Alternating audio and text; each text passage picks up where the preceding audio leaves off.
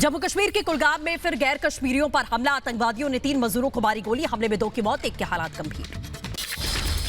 कुलगाम में मारे गए दोनों मजदूर बिहार के अरिया के रहने वाले हैं। 2 दिन पहले भी गैर कश्मीरी लोगों की आतंकियों ने गोली मारकर हत्या कर दी थी।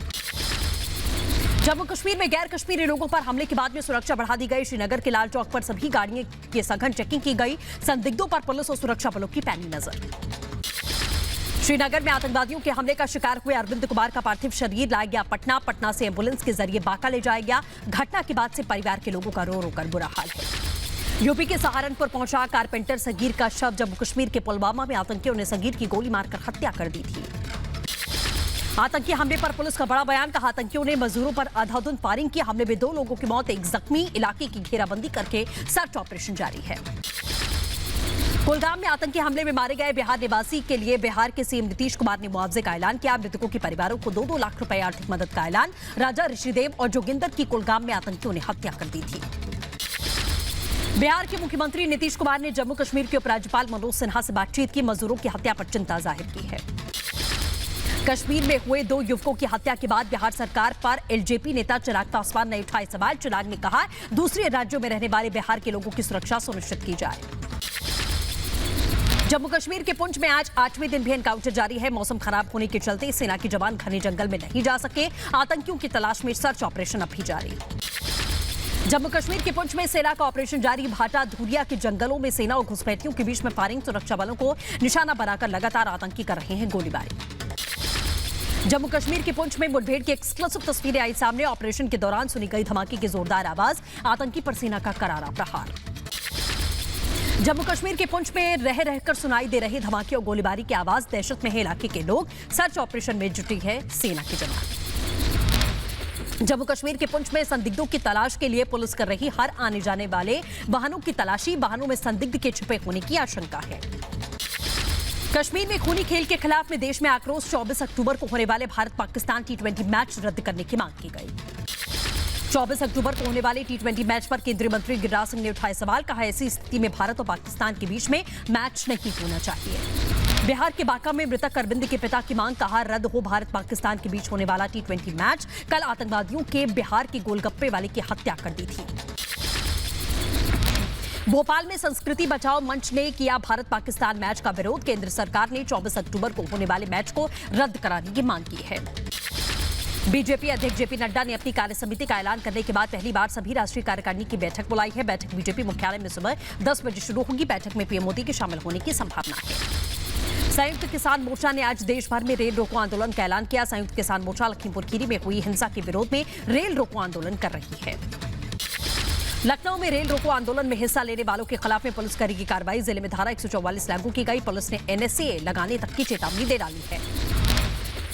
यूपी के अमरोहा में बीजेपी किसान मोर्चा की ओर से एक चौपाल का आयोजन किया गया। चौपाल में किसानों की समस्याओं से लेकर सरकार की योजनाओं तक लोगों की बात की गई। छत्तीसगढ़ के सीएम पद से हटाए जा सकते हैं भूपेश बघेल। सोनिया गांधी ने बघेल से पद छोड़ने के लिए कह दिया है। दीपावली तक नए सीएम बन सकते हैं TS सिंहदेव। सूत्रों के हवाले से बड़ी खबर।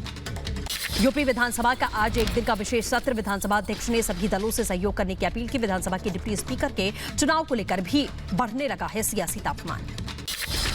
पटना में आरजेडी नेता सलीम परवेज ने जेडीयू में शामिल हो चुके हैं। जेडीयू के राष्ट्रीय अध्यक्ष लल्लन सिंह की मौजूदगी में सलीम परवेज ने पार्टी की सदस्यता ग्रहण कर ली है। हरियाणा हाईकोर्ट के आदेश पर क्रिकेटर युवराज सिंह को औपचारिक जमानत पर छोड़ दिया गया। युवराज सिंह पर क्रिकेटर यजुवेंद्र चहल पर अपमानजनक टिप्पणी करने का आरोप है।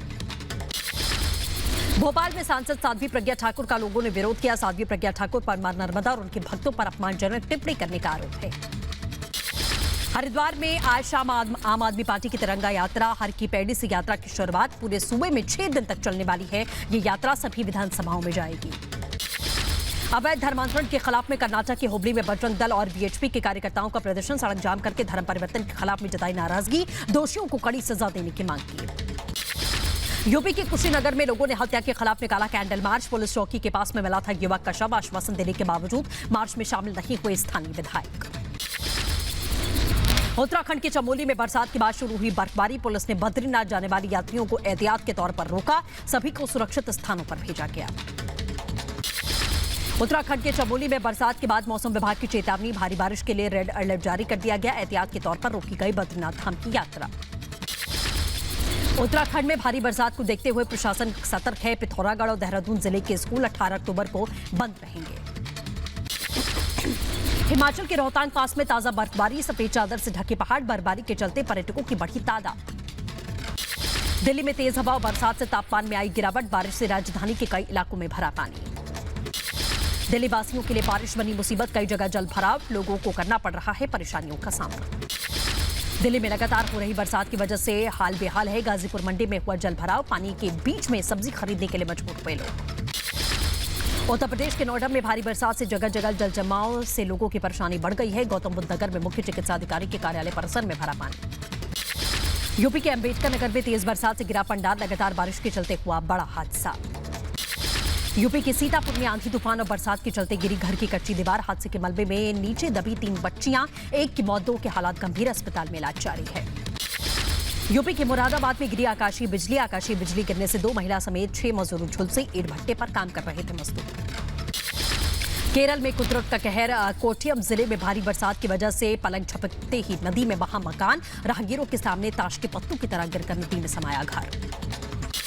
केरल में मूसलाधार बरसात और लैंडस्लाइड से तबाही, अब तक 25 लोगों की मौत, कई लोग लापता। केरल के 11 जिलों में बारिश का रेड अलर्ट जारी किया गया। केरल में बाढ़ राहत अभियान चलाने के लिए सेना, नौसेना, वायुसेना को लगाया गया। राज्य के कई जिलों में बाढ़ से प्रभावित है। केरल के इडुक्की में बरसात के बाद में हुई भूस्खलन से भारी तबाही। कोक्यार में कल हुए भूस्खलन की जगह पर 3 और शव बरामद किए गए।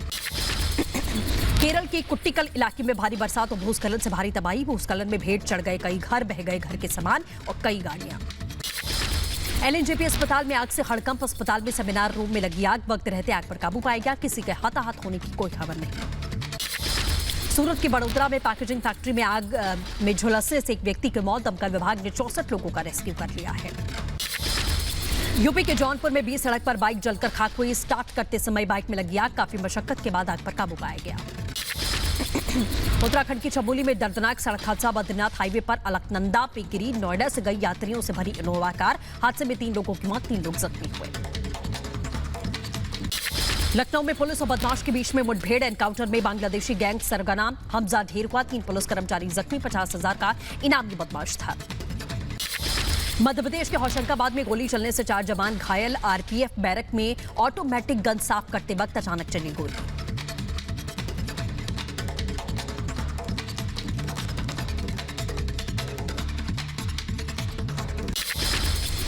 यूपी के रायबरेली में 2 बच्चियों की मौत से हड़कंप, जहरीली नमकीन खाने से खराब हुई तबीयत, प्रशासन ने जांच के आदेश दिए।